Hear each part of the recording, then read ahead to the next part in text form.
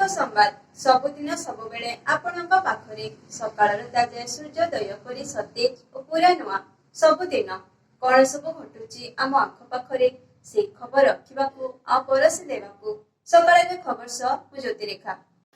जनवरी 7 तारिख दिन प्रसिद्ध सुलिया यात्रा अनुष्ठित हब। बलांगीर जिला देवगां ब्लॉक स्थित खैरगुड़ा गाँ प्रसिद्ध बड़खला ठारे पारंपरिक रीतिनीति रे सुलिया यात्रा अनुष्ठित हब।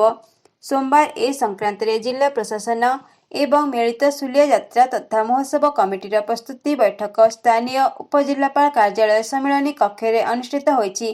ଏହା ସହିତ ଜାନୁଆରୀ 5 ରୁ 7 ତାରିଖ ପର୍ଯ୍ୟନ୍ତ 3 ଦିନ ଧରି ସୁଲିଆ ମହୋତ୍ସବ ଆୟୋଜିତ ହେବ ବୋଲି ମିଳିତ ସୁଲିଆ ଯାତ୍ରା ତଥା ମହୋତ୍ସବ କମିଟି ସଭାପତି ମୟ ପ୍ରଧାନୀ ସୂଚନା ଦେଇଛନ୍ତି। ଉପଜିଲ୍ଲାପାଳ ଆଲୋକ ପଟେଲ ଆଗାମୀ ସୁଲିଆ ଯାତ୍ରା କିଭଳି ସୁରୁଖୁରୁରେ ହେବ ଏବଂ ଶ୍ରଦ୍ଧାଳୁମାନେ କିଭଳି ଶାନ୍ତି ଶୃଙ୍ଖଳାର ସହ ଯାତ୍ରାରେ ସାମିଲ ହେବେ ସେ ଦିଗରେ ପ୍ରଶାସନ ଓ ମିଳିତ ଯାତ୍ରା କମିଟି ଆଜି ଆଲୋଚନା କରିଥିବା ସୂଚନା ଦେଇଥିଲେ। सुलिया यात्रा रे पारंपरिक बलि पड़िबो बोली मुख्य पूजक सोमनाथ देहरिया सूचना दैछंती।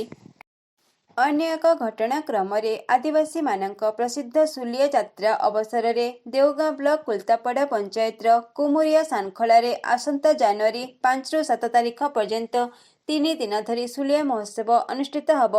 आदिवासी परंपरा और संस्कृतिर प्रचार प्रसार पई प्रथम करी कुमुरिया खला रे चलित वर्ष महोत्सव आयोजन करा जाउछि बोली आज बलांगीर सांबादिक भवन ठारे सुलिया महोत्सव कमिटी पक्षरु आयोजित एक सांबादिक सम्मेलन रे सूचना दिया जाइछि।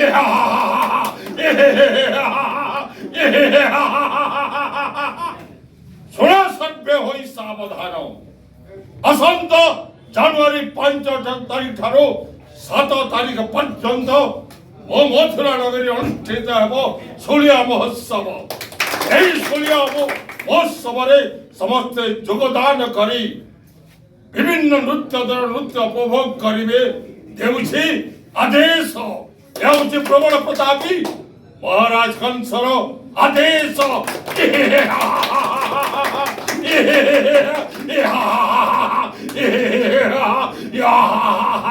3 दिन मध्य विभिन्न सांस्कृतिक दल तांकर कला प्रदर्शन करिवे। एहा सहित प्रत्यह विभिन्न राजनेता प्रमुख अतिथि भाव में जोग देवार कार्यक्रम रही। एहा सहित खैरगुड़ार बड़खला और कुमुरियार सानखला रे उन्नति पाई राज्य सरकार को स्थानीय विधायक प्रस्ताव दे चिठी करिथिबा विषय रे कहा जायछि। एही अवसर रे सुलिया महोत्सवर लोगो को अतिथिगण उन्मोचन करथिले। जनवरी 7 तारिख दिन प्रसिद्ध सुलिया यात्रा अनुष्ठित हब। बलांगीर जिला देवगां ब्लॉक स्थित खैरगुड़ा गाँ प्रसिद्ध बड़खला ठारे पारंपरिक रीतिनीति रे सुलिया यात्रा अनुष्ठित हब। सोमवार ए संक्रांत रे जिला प्रशासन एवं मिलित सुलिया यात्रा तथा महोत्सव कमिटीर प्रस्तुति बैठक स्थानीय उपजिल्लापाल कार्यालय सम्मेलनी कक्ष रे अनुष्ठित होईछि।